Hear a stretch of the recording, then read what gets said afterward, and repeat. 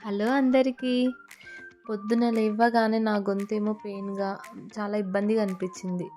ఏదో ఒకటి తాగాలి అని కషాయం చేసుకుందామని కిచెన్‌లోకి వెళ్ళగానే అల్లం ముక్క కనిపించింది. ఓకే. అల్లం కాఫీ చేసుకుంటే బావుంటుంది కదా అని అల్లం తురిమేసా.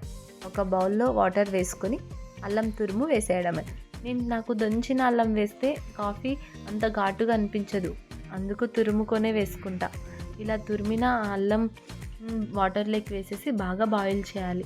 బాయిల్ చేశాక బెల్లాన్ని కట్ చేసుకోవాలి. బెల్లం ఇలా కట్ చేసుకోవడం వల్ల త్వరగా కరిగిపోతుంది. బెల్లం వేసి కరిగేదాకా బాయిల్ చేసుకొని సర్వ్ చేసుకోవడమే.